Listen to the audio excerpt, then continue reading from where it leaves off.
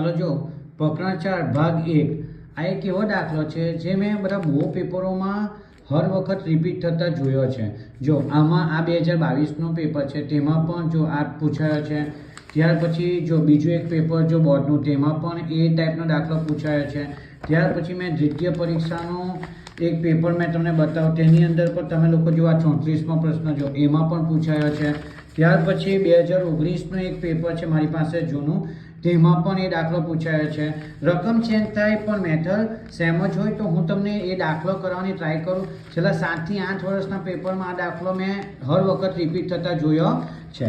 તમે લોકો ચાલો હું એ દાખલો કરાવવાની હું ટ્રાય કરીશ। શું કીધેલું છે કે એક સામાજિક શ્રેણી માટે n બરાબર 8 આપેલા છે, સિગ્મા y બરાબર 344 આપેલા છે અને સિગ્મા ty બરાબર 1342 હોય તો વલણનું સુરેખ સમીકરણ મેળવો। હવે આની અંદર જો આપણે તો મેન જે b વાળું સૂત્ર છે તેને મૂકવાનું હોય છે તો b વાળું પહેલા સૂત્ર મૂકીએ। n બરાબર sigma ty sigma t sigma y, n sigma t નો સ્ક્વેર પછી કૌંસમાં સિગ્મા t હોલ સ્ક્વેર। હવે તમે લોકો જો સિગ્મા ty તમને અહીંયા આપી દીધું છે દેખાય અને સિગ્મા y પણ તમને આપી દીધેલું છે તો શું નથી મળ્યું આપણને t મળ્યું નથી તો t માટે આપણને જે n આપેલો છે ને તેનો સહારો લઈએ।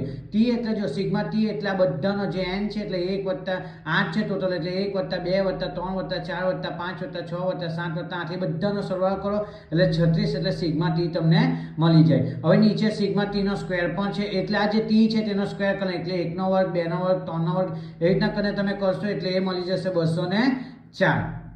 હવે 204 મળી જશે એટલે હવે આપણે આ સૂત્રની અંદર મૂકી દેવાનું। એ સૂત્રની અંદર તમે મૂકી દેશો એટલે તમારો જવાબ આવી જશે। જ્યારે પણ આ દાખલો કરવાનો હોય ને તો b a અને y કેપ શોધવાનું જ હોય છે। b તો આપણે તમે લોકોને મેં બતાવ્યું તે પ્રમાણે તમે શોધી કાઢ્યું। હવે a કેવી રીતના શોધાય? a બરાબર y બાર માઇનસ bt બાર।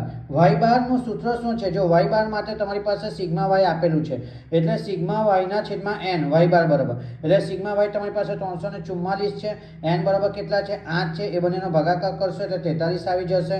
અને t બાર માટે પણ તમારી પાસે સૂત્ર છે સિગ્મા t ના છેદમાં n ને સિગ્મા t તમને મળી ગયા છે પહેલેથી 36 એટલે 36 ને n બરાબર આપણી પાસે કેટલા છે 8 છે એટલે 8 મૂકી દેજો 4.5 મળી જશે। હવે આ તમે સૂત્રની અંદર એ વસ્તુને મૂકશો, a માં મૂકશો ને y કેપમાં મૂકશો એટલે તમારો આન્સર આવી જશે। આ દાખલાને 3 થી 4 વાર રિપીટ કરો જેથી તમે એની પર પકડ બનાવી શકો, કેમ કે આ દાખલો હર વર્ષે બહુ વાર રિપીટ થતા મેં પેપરની અંદર જોયો છે એટલે એને ડબલ વાર પ્રેક્ટિસ કરીને એની પર પકડ બનાવો।